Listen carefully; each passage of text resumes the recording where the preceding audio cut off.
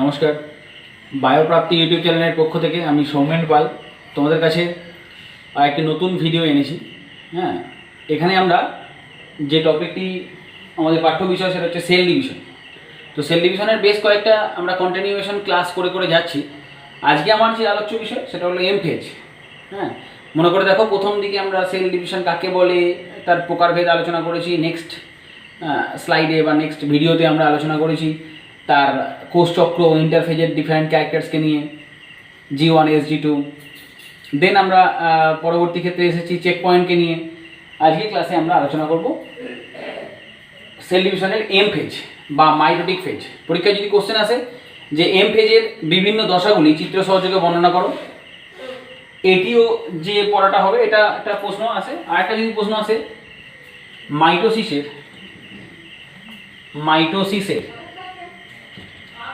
ক্যারিওকাইনেসিসের বিভিন্ন দশাগুলি চিত্রসহ বর্ণনা দাও। এই কোশ্চেনটি যদিও সব কটা দশা একসঙ্গে আসে না, পাট করে আসে। হ্যাঁ, যাই হোক, পাট করে যদি আসে তাহলে 3 মার্কসের একটা কোশ্চেন আসে। হয়তো প্রফেজ দশার বললো কি অ্যানাফেজ দশার বললো, এরকম করে আসতে পারে। হ্যাঁ, তাহলে দেখো এই এমফেজ, হ্যাঁ এই যে দশা বলছি, এমফেজ আমরা জানি 4টি দশা। একটি হলো prophase, next metaphase, then anaphase and finally telophase. আচ্ছা, আমরা মনে রাখার জন্য বলেছিলাম, দেখো PMAT এই মনে রাখবে, প্রথম অক্ষরগুলো নিয়ে মনে রাখবে। P for প্রফেজ, M stands for metaphase, A stands for anaphase and T stands for telophase. অর্থাৎ যদি একটা সিম্পল কোশ্চেন আসে ক্যারিওকাইনেসিসের কটি ধাপ? 4টি ধাপ, প্রফেজ, মেটাফেজ, অ্যানাফেজ, টেলোফেজ। ওকে, এবার এসো প্রত্যেকটা দশার আমরা বর্ণনা করছি। আচ্ছা, তার আগে বলে দিই এই এমফেজের আগের দশাটা তাহলে কি? এমফেজের আগের সেল সাইকেলের যে দশাটি ছিল এমফেজ সেকেন্ড ছিল, এর আগে ছিল ইন্টারফেজ। ঠিকই ভেবেছ,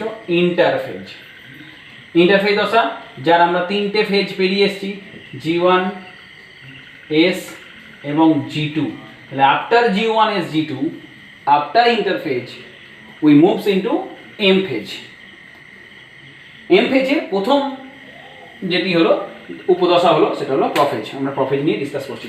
এসো, তাহলে এটা আমি মুছলাম। আমি তোমাদের বারবার বলি, দেখবে আমি আগেও বলেছি, অ্যাকচুয়ালি কি আমি পড়াবো না আজকে, আমি চাইছি তুমি আমাকে পড়াও বা তুমি আমাকে বলো স্যার কী কী পরিবর্তন হচ্ছে, আমি আপনাকে বলে দিচ্ছি। দেখো, আগে আমরা ইন্টারফেজের একটা ছবি আঁকুন, অর্থাৎ কি ছিল আগে দেখি। দিস ইজ ইন্টারফেজ, এটা কোষ পর্দা, বুঝতেই পারছো, সেল মেমব্রেন বা কোষ পর্দা। এটা নিউক্লিয় পর্দা, nuclear envelope. This is nucleolus, তোমরা জানো এটা নিউক্লিওলাস। এবং এই হলো তার ভেতরে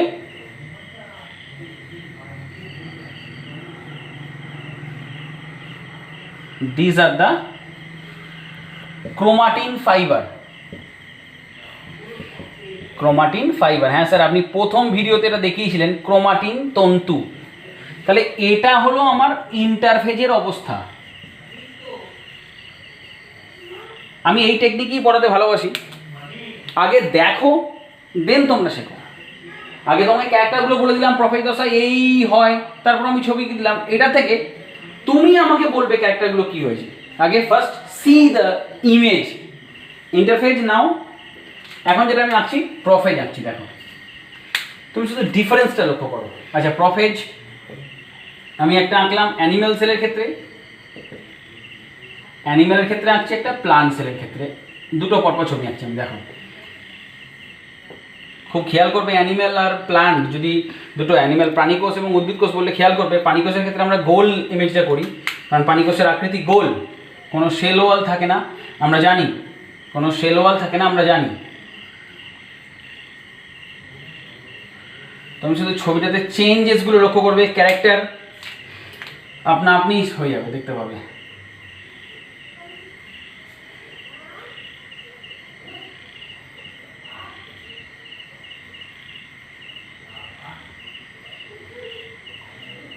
ওকে, নাও ফাইনালি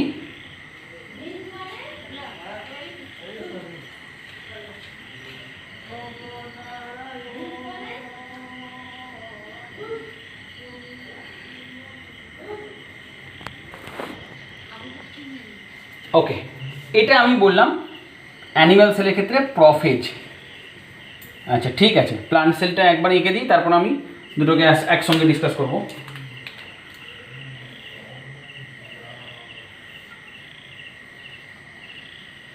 ডিফারেন্সটা লক্ষ্য করো, যখনই প্লান্ট সেল হয়ে গেল তখনই আমি একটা শেপ দেওয়ার চেষ্টা করলাম, কারণ তার বাইরে প্লান্ট সেলের বাইরে ডেফিনেট একটা সেল ওয়াল আছে, কোষ প্রাচীর আছে, দেখো এর নেই।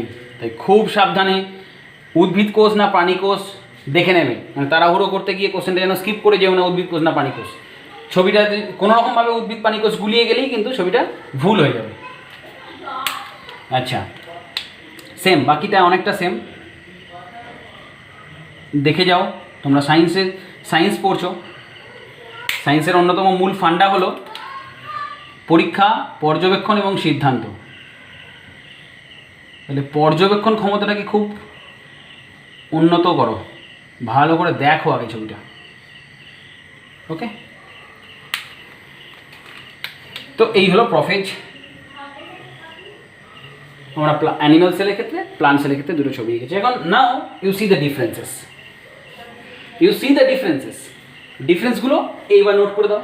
This is the point, so simple.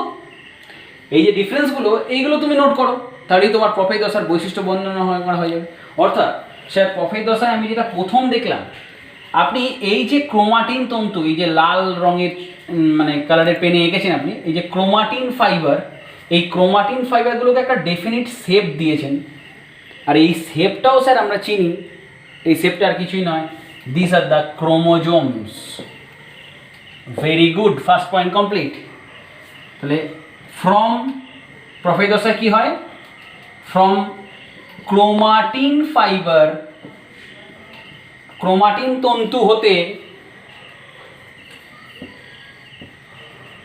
Chromosome তৈরি হয়। From chromatin fibre chromosome formed, chromosome তৈরি হয় কিভাবে? জল বিয়োজনের মাধ্যমে, অর্থাৎ ডিহাইড্রেশন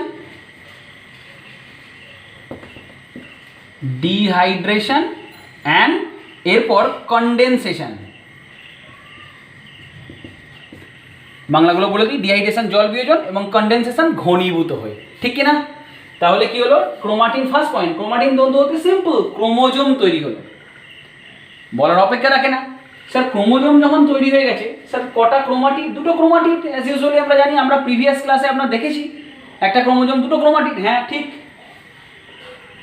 তাহলে লেখো প্রতিটি ক্রোমোজোম দুটি ক্রোমাটিড যুক্ত এবং যারা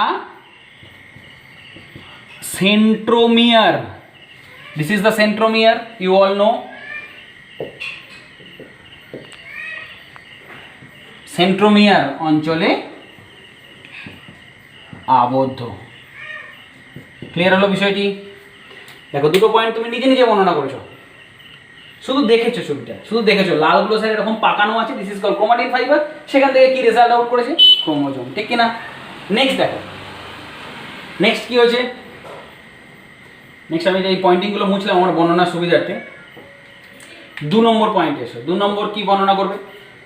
স্যার এই যে আপনি নিউক্লিয় পর্দা আর নিউক্লিয় লাস্টটা এখানে সুন্দর করে এঁকেছিলেন, এখানে দেখুন আপনি dot dot dot dot dot dot করে এঁকেছেন, অর্থাৎ কোনোভাবে কি স্যার নিউক্লিয় পর্দা, নিউক্লিয় লাস যেতে আরম্ভ করেছে, অবলুপ্ত হতে আরম্ভ করেছে? ঠিক, this is the second point. Nuclear envelope ও নিউক্লিয় লাসের ক্রম অবলুপ্তি। দেখো পড়তে সুবিধা হচ্ছে, তাই আগে ছবির উপর বেশি গুরুত্ব দেবে, ছবির উপর বেশি গুরুত্ব দেবে। Third point, most important point, তোমাদের এনসিআরটি বইতে এটা উল্লেখও আছে। এনসিআরটি যখন এক্সাই 11 পার্ট দেখবে তখন দেখতে পাবে এটা। যারা বিভিন্ন কম্পিটিটিভ এক্সামের জন্য ভাবছো বা নিট লেভেলে এখনই পড়াশোনা কিছু শুরু করেছো, তারা একসঙ্গে ভিডিওটা ফলো করে যাও, সবটাই একসঙ্গে প্যাকেজ আকারে তুমি পেয়ে যাবে। স্যার এখানে একটা কিছু নতুন ছবি দেখতে পাচ্ছি, ভেরি গুড, এটাই আমরা বর্ণনা করতে যাচ্ছি। This is the initiation. Initiation শুরু হচ্ছে, শুরু, ইনিশিয়েশন মানে শুরু, ইনিশিয়েশন অফ স্পিন্ডল, বেমতন্তু গঠন শুরু হচ্ছে, initiation of spindle fibre, spindle fibre with the help of microtubules and cytoplasmic protein। তাহলে সাইটোপ্লাজমিক প্রোটিন এবং মাইক্রোটিউবিউলস এদের সহযোগিতায় কি তৈরি হচ্ছে? বেমতন্তু গঠন তৈরি হওয়া শুরু হচ্ছে, বেমতন্তু গঠন তৈরি হওয়া শুরু হচ্ছে। এখন দেখো আমরা প্রাণীকোষ আর উদ্ভিদ কোষ দুটো আলাদা এঁকেছি। প্রাণীকোষের ক্ষেত্রে এই বেমতন্তু গঠনে সাহায্য করে যে সেল অর্গানেলস বা যে কোষ অঙ্গাণু, সেটা হলো সেন্ট্রোজোম। সেন্ট্রোজোম কি বললাম? সেন্ট্রোজোম। যে সেন্ট্রোজোমগুলি, অ্যাকচুয়ালি সেন্ট্রোজোমের একটা পার্ট সেন্ট্রিওল, এই সেন্ট্রিওলগুলি কোষের ইন্টারফেজ যখন চলছিল কোষচক্রে, তখনই তারা বিভাজিত হয়ে দুটি অপত্য সেন্ট্রোজোম গঠন করেছিল, একটি দুটি, যেটি প্রফেজ দশায় কী করছে? আস্তে আস্তে বেমতন্তু গঠন শুরু হচ্ছে এবং দেখো বেমতন্তু গঠন শুরু করছে এবং সেন্ট্রোজোমগুলি কী হচ্ছে? প্রান্তের দিকে যেতে আরম্ভ করেছে, প্রান্তের দিকে সরতে আরম্ভ করেছে, পোলার প্রান্তের দিকে যেতে আরম্ভ করেছে। ক্লিয়ার হলো বিষয়টি? এখন বলবে স্যার তাহলে এই ছবিটা এখানে আঁকলেন না কেন? তোমরাই তার উত্তর দাও। হ্যাঁ স্যার মনে পড়েছে, উদ্ভিদ কোষের ক্ষেত্রে সেন্ট্রোজোম থাকে না, তাহলে উদ্ভিদ কোষের ক্ষেত্রে বেমতন্তু গঠনের দায়িত্ব কে নেবে? মাইক্রোটিউবিউল। দেখো আমি লিখেছি মাইক্রোটিউবিউলস, অর্থাৎ অনুনালিকা। তাহলে এখান থেকে শর্ট কোশ্চেন তুমি পেয়ে যাচ্ছ, শর্ট নোট করো। যদি বলি spindle fibre formation in case of plant cell, in case of animal cell, তাহলে প্লান্ট সেলের ক্ষেত্রে কি বলছি? মাইক্রোটিউবিউলস,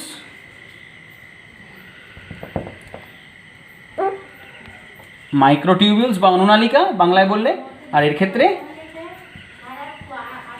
সেন্ট্রিওল বলতে পারো, সেন্ট্রোজোম বলতে পারো। সেন্ট্রোজোমের অ্যাস্ট্রাল রশ্মি, অ্যাস্ট্রাল রশ্মি, ঠিক কি না? তাই সঙ্গে সঙ্গে একটি ডেলিকেট নোট, এটা থেকে যখন এটা করলে তার পরক্ষণই একটি সুন্দর নোট পাচ্ছ তুমি। প্লান্ট সেলের ক্ষেত্রে সেন্ট্রোজোম থাকে না বলেই তাহলে বেমতন্তু গঠিত হয় মাইক্রোটিউবুলস থেকে, অ্যাস্ট্রাল রশ্মি থেকে নয়, ঠিক কি না? তাই প্লান্ট সেলের ক্ষেত্রে মাইটোসিসকে বলা হয় anastral mitosis. In case of plant cell, প্লান্টের ক্ষেত্রে কি বলা হয়? Astral mitosis. ওকে, বেমতন্তু গঠিত হয় মাইক্রোটিউবুলস থেকে, সেন্ট্রোজোমের অ্যাস্ট্রাল রশ্মি থেকে নয়। কার ক্ষেত্রে? উদ্ভিদ কোষের ক্ষেত্রে। তাই একে বলা হয় অ্যানাস্ট্রাল মাইটোসিস। অপরদিকে তাহলে অ্যানিমেলের ক্ষেত্রে কি নাম দেওয়া হবে? অবশ্যই অ্যানটা বাদ দিয়ে দাও, নাটা বাদ দিয়ে দাও, অ্যাস্ট্রাল বা অ্যাম্ফি অ্যাস্ট্রাল মাইটোসিস। তাহলে এই হলো আমাদের প্রোফেজ দশার টোটাল ইন্টেরিয়ার বর্ণনা। ওকে, তুমি গুছিয়ে পয়েন্টিংগুলো জাস্ট একবার ভেবে নাও। ক্রোমোজোম তৈরি হওয়া 1 নম্বর, ভেরি গুড। নিউক্লিয় পর্দা এবং নিউক্লিয় লাসের ক্রম অবলুপ্তি, ঠিক, এবং initiation of spindle fibre. Clear হলো? এই বিষয়গুলি এই প্রোফেজ দশার জন্য ইম্পর্টেন্ট। তার ছবি আমি এঁকে দিয়েছি, তোমরা প্রফেজ দশাটা কমপ্লিট করে নিও। ওকে, নেক্সট ভিডিওতে আমরা পরপর মেটাফেজ, অ্যানাফেজ, টেলোফেজ পড়িয়ে যাব। ক্লিয়ার হলো? আগে এটি কমপ্লিট করো। Thank you very much.